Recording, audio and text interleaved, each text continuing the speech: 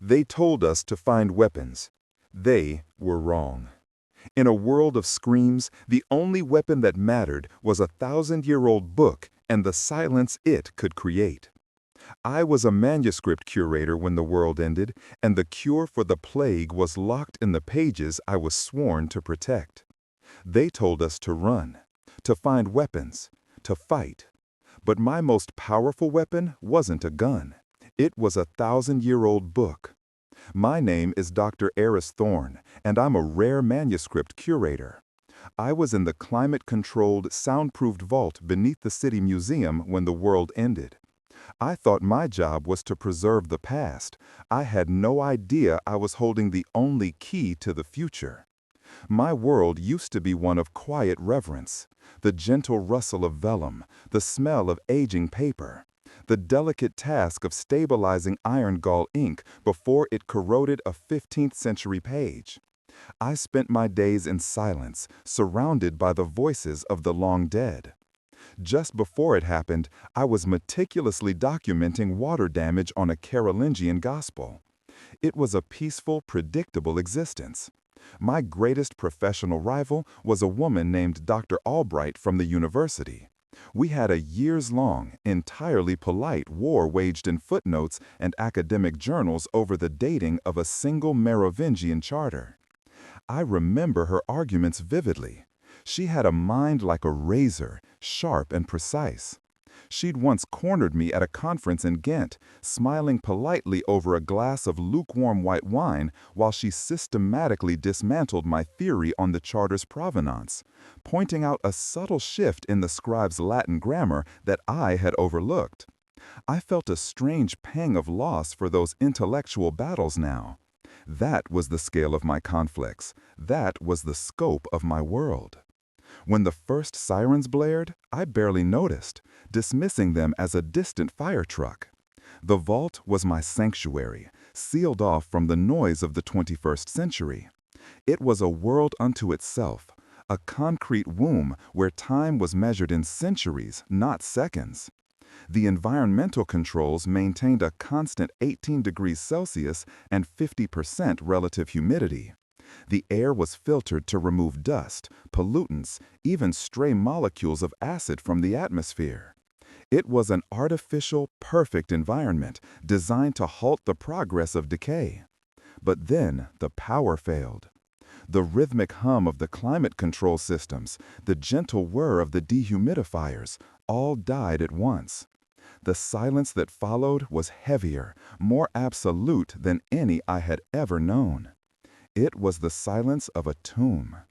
And into that silence, a new sound bled through the meters of concrete and steel. A sound of screaming. Not human screams of terror, which are sharp and finite, but something worse. A constant, guttural, mindless shriek. A chorus of pure, unending agony. It was the sound of a species discovering it was no longer at the top of the food chain. For 3 days, I sat in the dark, listening. My academic mind, trained to categorize and analyze, tried to find a rational explanation. Mass hysteria? A citywide riot amplified by the acoustics of the sewer system? A chemical leak causing hallucinations? I even considered the possibility of a coordinated sonic weapon attack, a French theory I'd once read about. Every theory I proposed to myself was systematically dismantled by the sheer, unwavering persistence of that sound. It was primal, it was hungry, and it was getting closer. The sound evolved over those 3 days. At first, it was punctuated by other, more familiar noises of chaos. The distant crump of explosions, the staccato chatter of automatic gunfire that lasted for nearly a day and then abruptly stopped. The panicked, fading wail of a single police siren. But one by one, those sounds of a failing civilization died out, until only the shrieking remained. It was the new baseline of reality, the new sound of the world. I tried the landline on my desk. Dead. I had a small emergency radio in my locker, and for hours I scanned the frequencies, finding only static. Once, for a fleeting 30 seconds, I caught a broadcast. A panicked voice, military, shouting coordinates before being cut off by a wet, tearing sound and a shriek that was terrifyingly close to the microphone. Then just static again. The vault was rated to withstand almost anything: fire, flood, even a moderate earthquake. It had its own backup battery for the electronic locks, but that was it. Not for the lights, not for the climate. I was sealed in with the silent dead, while the screaming dead were just outside. My world had shrunk to a concrete box 10 meters by 20. My only companions were the ghosts on the page. For those first 3 days, I lived on emergency rations and the filtered water from the fire suppression system. My only light, the battery-powered lamp on my workstation. I rationed the light as much as the food, working in near total darkness, trying to conserve every joule of energy. On my desk lay my current project, the Visconti Bestiary, a medieval manuscript filled with illustrations of mythical creatures, largely dismissed by academics as fanciful folklore. Dr. Albright had called it a charming but ultimately frivolous example of late medieval superstition. I could almost hear her voice, dry and academic, as I ran my fingers over the page. To calm my nerves, I worked. My hands, I found, would not shake if they had a task. I began translating a section I had previously skipped, one considered too fantastical for serious study, detailing a menagerie of impossible beasts. I was examining a page detailing the morticine, or plague demons. The illuminations were chillingly detailed, gaunt, gray-skinned figures with unnaturally distended jaws, their eyes milky white and vacant. They were always depicted in hordes, swarming over stylized representations of medieval towns. The artist had used a silver-based pigment for their skin that had tarnished over the centuries to a corpse-like gray, an unintentional touch of realism that sent a shiver down my spine.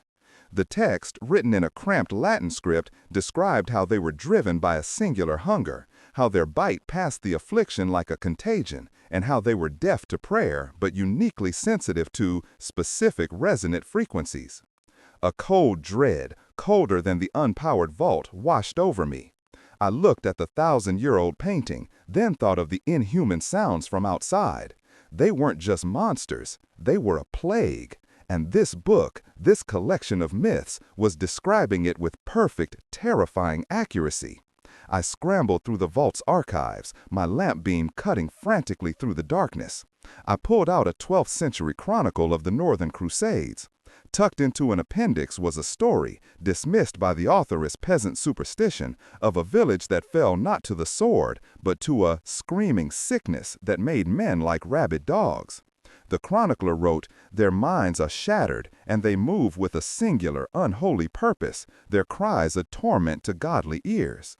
Then I found a 16th century treatise on acoustic phenomena by Athanasius Kircher, which spoke of dissonant harmonies that could shatter glass and, according to legend, drive out evil spirits. Kircher, a Jesuit scholar, had tried to find a scientific basis for exorcism, theorizing that certain frequencies could disrupt the corporeal form of demonic entities. It was all there, scattered across 1,000 years of history, dismissed as myth, allegory, or madness. The Visconti Bestiary wasn't a collection of stories, it was a warning, a survival manual that had been waiting for its context to reappear. I realized with a jolt that the other creatures in the bestiary might not be myths either. The hulking, armored Goliaths that were impervious to blades, the swift, shrieking harpies that could climb sheer walls. Were these different stages of the infection, or different types altogether? The thought was terrifying.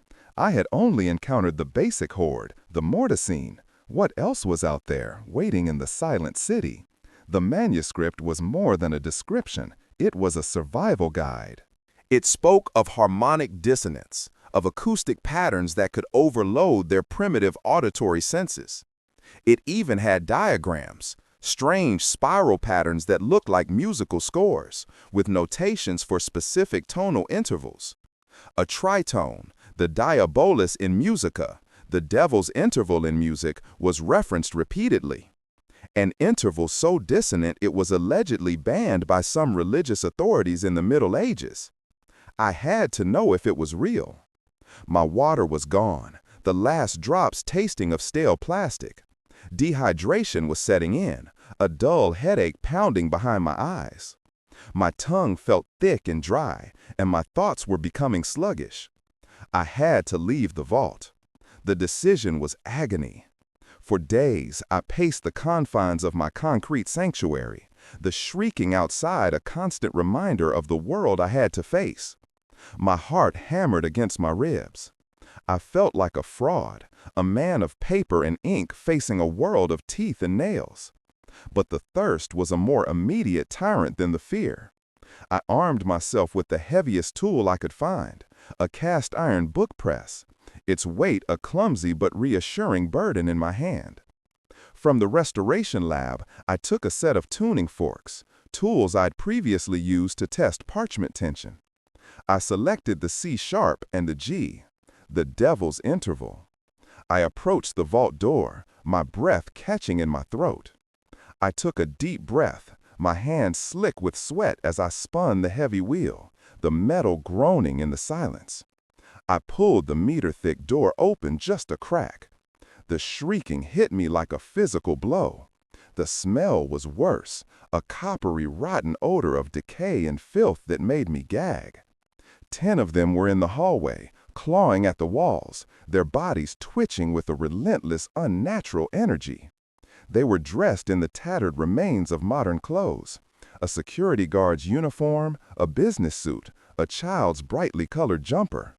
They turned in unison, their white eyes fixing on me, their jaws snapping.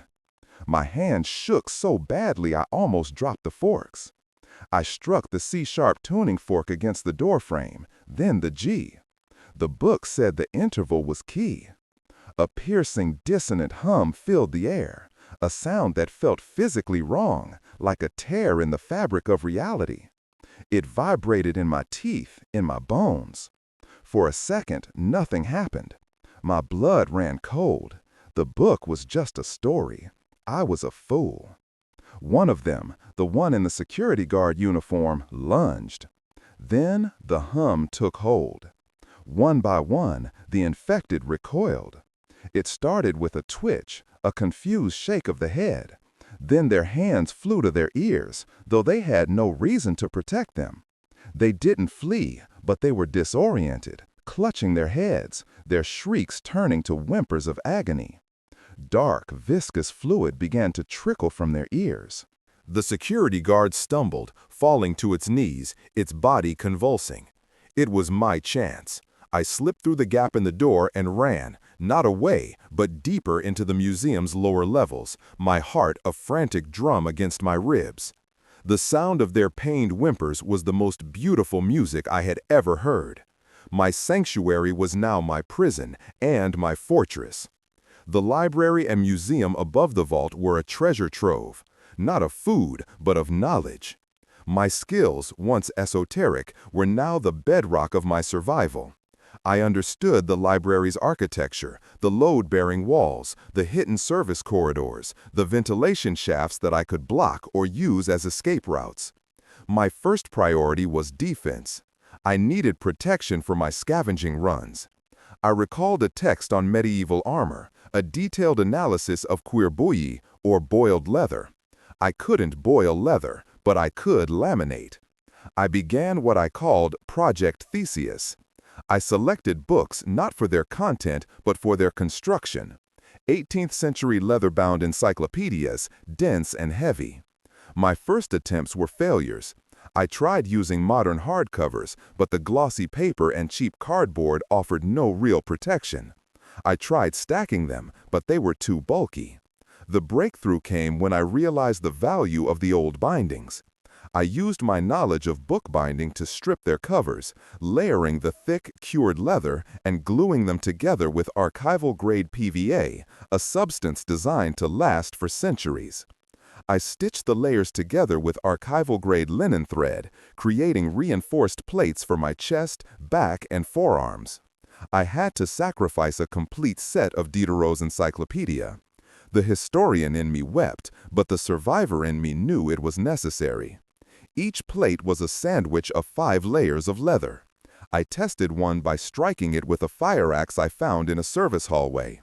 The axe bit deep but didn't penetrate. It would work. Modern paperbacks were useless, but the dense, cured leather of old tomes could turn a desperate scratch. It was a slow, painstaking process. Each night I would add another layer, another plate, until I had a suit of makeshift armor, ugly and cumbersome, but strong.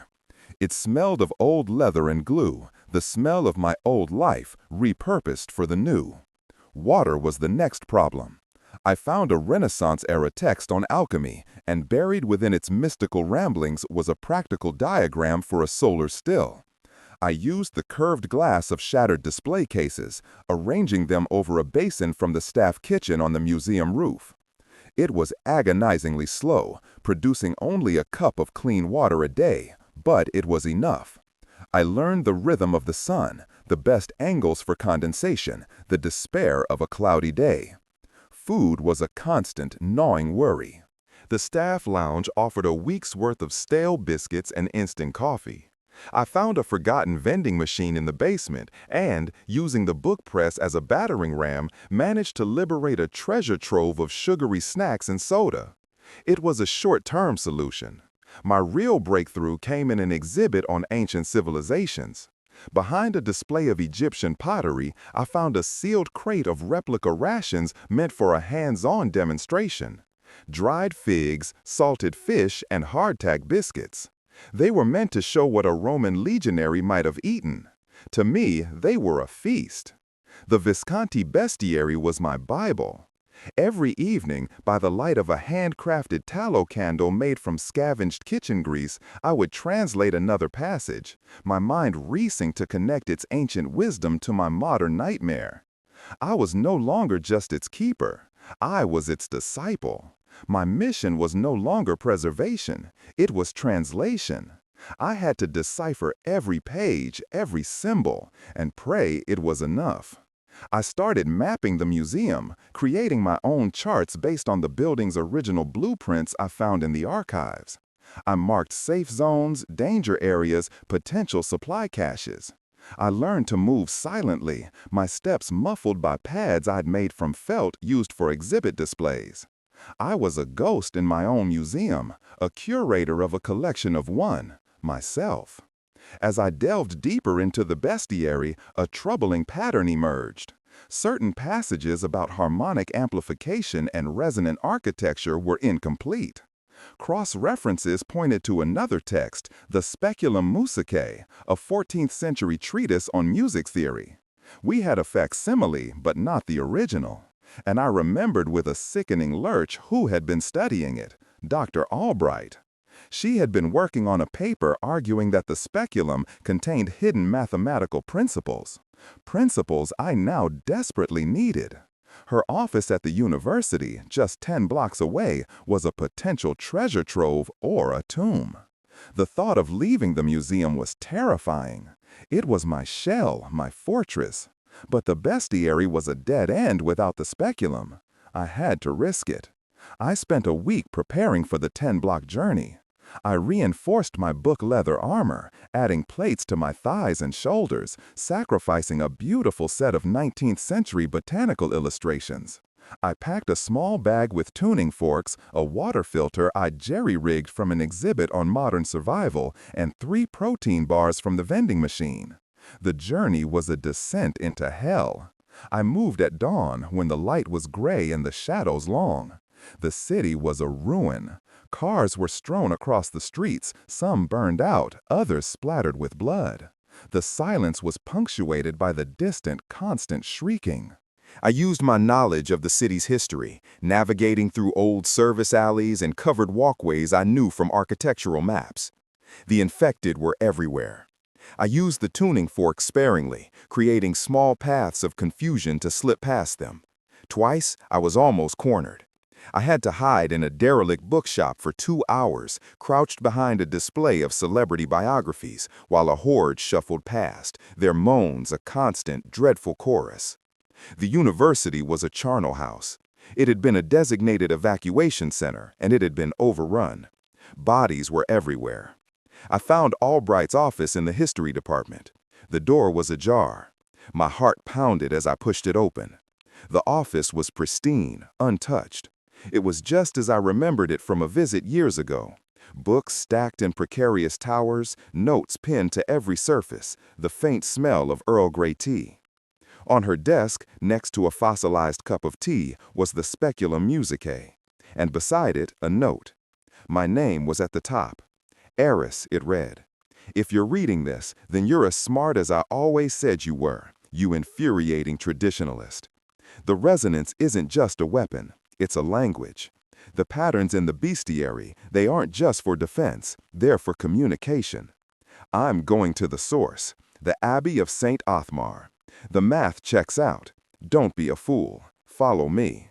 My rival, my academic adversary. She had figured it out too, and she was ahead of me. The note gave me a surge of something I hadn't felt in months. Not just hope, but competition. I wasn't alone in this. I took the speculum and a detailed map of Europe from her wall. My mission was no longer just about survival.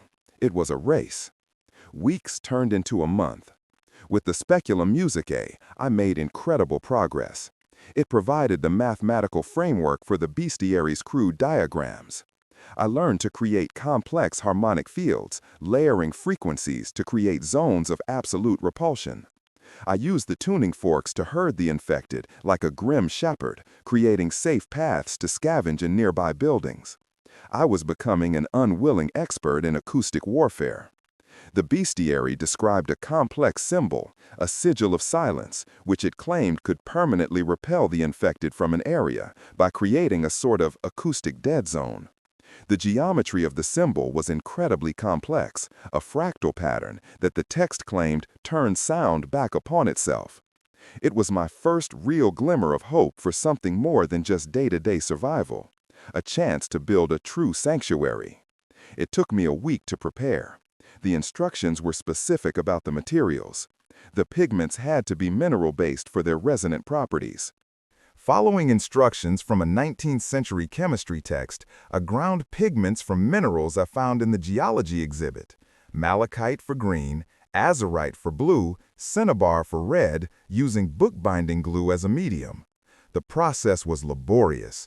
I had to crush the raw minerals with a pestle and mortar from a chemistry display, my arms aching with the effort.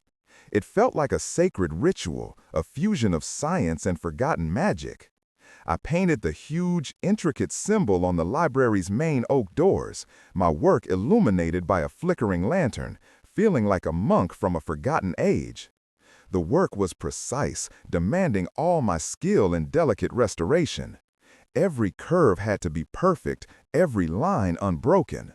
One line out of place, the bestiary warned, and the entire harmonic structure would fail. When I finished, it was beautiful, a complex mandala of color and geometry against the dark wood. For a whole day, it worked. The effect was uncanny. The infected wouldn't come within 20 feet of the doors, turning away as if hitting an invisible wall. I watched, mesmerized, as one stumbled towards the threshold, only to stop, shake its head in confusion, and wander away. I felt a surge of hope so powerful it made me dizzy. I believed I could create a permanent sanctuary, a beacon of silence in a world of noise. I spent the day in a state of euphoric relief.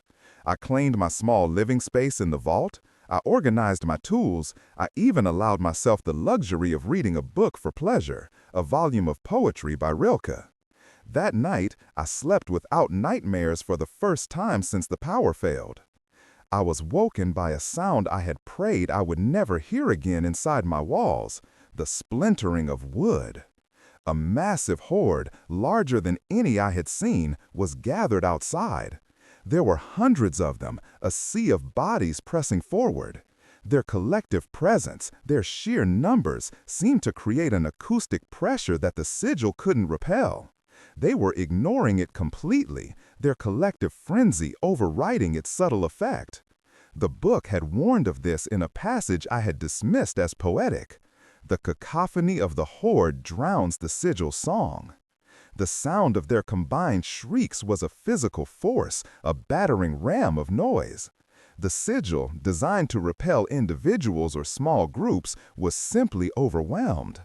My hopes shattered like the library's windows as the ancient oak doors groaned, splintered, and finally burst inward. They poured in through the shattered doors, a river of decay and hunger. My tuning forks, effective against a dozen, were useless against 100. Their combined shrieks drowned out the dissonance before it could even form. I fled upwards, barricading doors behind me, using my knowledge of the building's layout to buy myself precious seconds. I overturned massive card catalog cabinets, a crime against my profession that now felt like a prayer for survival. The tiny drawers spilled their contents, a century of meticulous indexing scattered like fallen leaves. I led them on a desperate chase through the museum's exhibits. In the Hall of Ancient Egypt, I toppled a row of sarcophagi, creating a temporary barrier. The heavy stone coffins crashed to the floor, their painted faces staring up at me accusingly.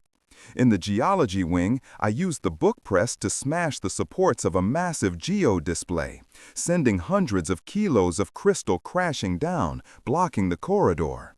The beautiful ancient crystals shattered into 1,000,000 glittering shards. Each action was a calculated sacrifice of the history I had sworn to protect. I was destroying my own world to stay alive in this new one. I ran through the hall of medieval warfare, my eyes scanning the displays of plate armor and swords. For a fleeting moment, I considered trying to don a real suit of armor, but I knew it would be too heavy, too slow. I was a scholar, not a knight. My armor was made of knowledge, not steel. I ended up in the grand reading room, a vast, 3-story chamber with a domed ceiling renowned for its acoustics. I had reached the top of the building. I was trapped. The horde flooded the floor below, a sea of grasping hands and vacant eyes, their shrieks echoing and amplifying in the vast space into a deafening roar. It was then, as I stared at the ornate plasterwork of the dome, that I remembered the final pages of the bestiary. It didn't just talk about repelling them, it talked about luring them. It described a chorus of ruin, a specific architectural resonance that would be irresistible, drawing them in like moths to a flame. The grand reading room, with its perfect acoustics and massive multi-ton bronze chandelier, was an echo chamber. It was a terrible, desperate gamble. I remembered my last building survey, a dry report I'd filed 6 months ago. I had noted hairline stress fractures in the plaster around the chandelier's mounting bracket. I'd recommended a full structural analysis and reinforcement. The museum's board had denied the request, citing budget cuts for non-essential maintenance. The irony was a bitter pill. Their parsimony was about to become my salvation. I climbed onto the massive chandelier, my fingers gripping the cold metal, the ground a dizzying distance below.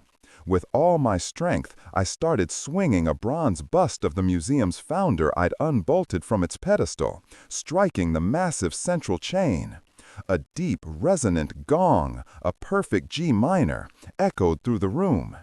I struck it again and again, creating the rhythmic, hypnotic pattern from the book. Below me, the horde stopped. Their heads snapped up in unison. Their shrieks subsided, replaced by a low, curious moan. They began to shamble, not towards me, but towards the center of the room, directly under the dome, mesmerized by the sound. They crowded together, a writhing mass of bodies, their vacant eyes fixed on the swinging chandelier. I could hear the groan of stressed metal from the ceiling, see dust and plaster raining down. The cracks were widening. With one final mighty swing, I jumped from the chandelier to a nearby balcony, my fingers screaming as I caught the railing. The jump was farther than I thought, and for a heart-stopping second, I dangled over the abyss before I could pull myself to safety. Just as I did, the massive bronze and crystal structure tore free from the ceiling with a scream of tortured metal. It fell directly into the center of the horde, crushing dozens and bringing tons of plaster and stone down with it. Silence. A thick, choking silence, broken only by the gentle tinkle of a single, unbroken crystal prism swinging from a piece of wreckage. The library was in ruins. The dust, thick with the scent of pulverized plaster and ancient paper, settled slowly, revealing a tomb of my own making. Most of the collection, my life's work, was destroyed. Buried under tons of rubble were irreplaceable incunabula, one-of-a-kind manuscripts, the sum of human history. And I was their destroyer. The grief was a physical weight, but it was a luxury I couldn't afford. I walked through the devastation, my feet crunching on shattered glass and torn pages. I saw the spine of the Carolingian gospel I had been working on, crushed beneath a block of marble. It was all gone. I had survived. I spent a day salvaging what I could: a bag of restoration tools, some preserved food from an exhibit on ancient diets, and the Visconti bestiary. The book was my burden and my only hope. Its cover was torn, its pages stained with dust, but its knowledge was intact. As I stood in the ruins of my old life, the rising sun casting long shadows through the shattered dome, I looked at the last page, one I had never been able to fully translate. It wasn't Latin or any language I knew. It was a cipher, a complex substitution code. For 2 days I worked, my mind a whirl of cryptographic theory. I tried everything I knew: Caesar ciphers, Vigenère squares, frequency analysis. Nothing worked. The symbols were unlike any I had ever seen. The key, I was convinced, was not in the bestiary itself. It was a meta-puzzle. I remembered a treatise on cartography I had saved, a 17th century work by the mapmaker Piri Reis. It spoke of ciphers used by explorers to protect their discoveries. One method involved using a star chart as a key. It was a long shot, a desperate guess. I found the museum's old planetarium, its ceiling cracked, but the star projector miraculously intact. I powered it with a hand crank generator from an emergency kit, my muscles screaming in protest as I turned the crank. Slowly, the gears turned, and the medieval night sky, a sky free of light pollution, bloomed across the ruined dome above me. Aligning the symbols on the last page with the constellations of the 13th century, the time the bestiary was written, the message finally unlocked. Each symbol corresponded to a star in a specific constellation, and the order of the constellations provided the key. With trembling hands, I decoded it. It wasn't a prophecy or a prayer. It was a map. A map leading to a monastery high in the Alps, the Abbey of St. Othmar, the same monastery where the bestiary was first written 1,000 years ago. The final sentence read, "Hic seram fecamus, et hic claven custodimos." Here we made the lock, and here we keep the key. Maybe the cure wasn't just knowledge in a book. Maybe it was a place, the source. Perhaps the monks who wrote the bestiary didn't just record the plague. Perhaps they defeated it. Perhaps they created a weapon, a frequency, a biological agent, the key. I didn't know what I would find there, or if I could even make it across a dead continent. But for the first time in months, I had more than a mission to survive. I had a destination. I packed my bag, donned my book leather armor, and with the Visconti bestiary clutched in my hand, I walked out of the ruins of my museum and into the silent, waiting world.